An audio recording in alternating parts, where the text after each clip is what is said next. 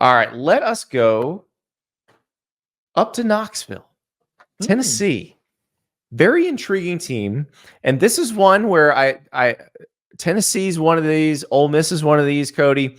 I explain to people as divisions go away in these various leagues, like in the Big Ten and the SEC, they're going away this year. Schedule draw means a lot. Absolutely. 100%. Tennessee's schedule draw is not Georgia's schedule draw. It is not Florida's schedule draw. It is much closer to Ole Miss's schedule draw. And therefore, I am making Tennessee's ceiling a playoff berth. Yes. And you know what helps a playoff run? Having a generational quarterback. Nico Iamaleava has the chance to bring Tennessee back into the playoff conversation and light up the scoreboard like we saw when Hendon Hooker was taking snaps for the Vols. He was the #1 player in the country for On3 for a reason. He has elite arm talent. He's a dynamic athlete. He's got all the tools that Josh Heupel's looking for at the quarterback position.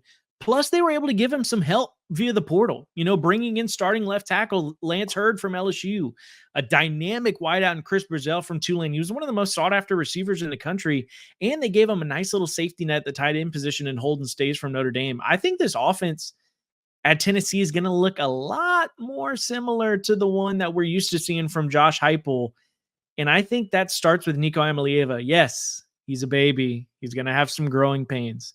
But if there was anyone that was built for it, and if there's anyone that could help cater him to making less mistakes, it's Josh Heupel in this Tennessee offense.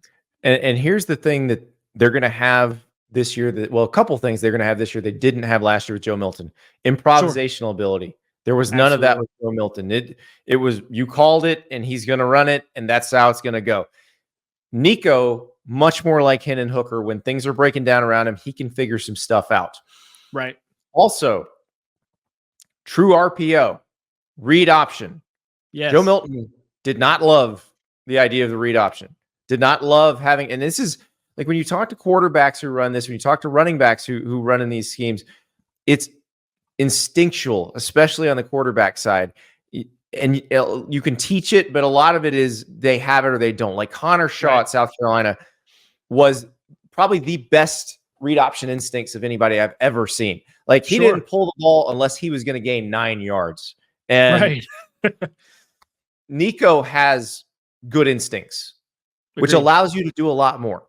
Allows you to really handicap the defense a little bit because that guy's got to make a decision. That guy being red has to make a decision. And if he legitimately has to make a decision, you don't have to block him. Right. That means you block somebody else. And I think, we talk about this offense in Tennessee, and that's obviously going to be a huge piece of the puzzle for them moving forward this season. But we haven't even mentioned the best player on this team, let alone maybe the best player in the country in James Pearce, getting after the quarterback. They lose a key piece on the other side of that in Tyler Barron. They lose a couple other guys in Tamarion McDonald, but they picked up Jermon McCoy from Oregon State, who I think is a plug-and-play starter at corner. This defense just needs to get Nico back on the field. This also Keenan Peely at Mike linebacker, who was supposed to be their starting Mike linebacker last year, got hurt in camp. He's a BYU transfer. He's like 37 years old. No, but he's a grown man.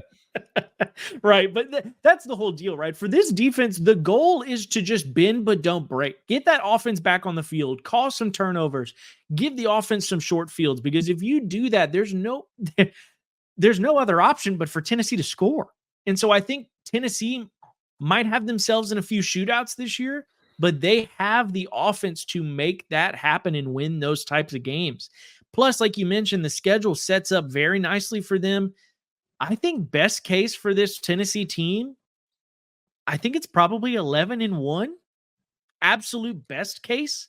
So you're either losing at Georgia or losing to Alabama, and you're beating everybody else. Yes, and I think maybe more realistically, it's 10-2. Maybe they lose to Georgia, maybe they lose to Bama, or they lose to Georgia, lose to Oklahoma. But either way you slice it, this is a team that's absolutely sniffing an SEC championship and a playoff berth. Yeah, it's a reason to get excited. And for sure, their floor, I think it's probably 8-4. I agree. I just think Josh Heupel brings so much continuity to this offense. Yes, it's Nico. Yes, he's getting his feet wet as a starter, but Josh Heupel, and especially with that communication that they're able to have in this offense and his ability to improvise and make things happen and just let him be himself, I don't see them making a ton of mistakes offensively, even for a young quarterback. No, I think they're going to be.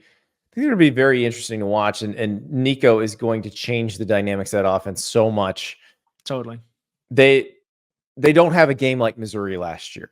I think that's what they avoid. That's probably not going to happen. And you look at the schedule, like who would do that to them?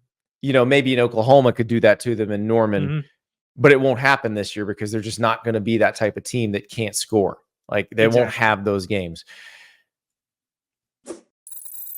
Thank you so much for watching. Just a reminder, subscribe to this channel right here so you never miss an episode of Andy Staples on 3. And oh, by the way, watch all the other great videos on the On3 Sports YouTube channel.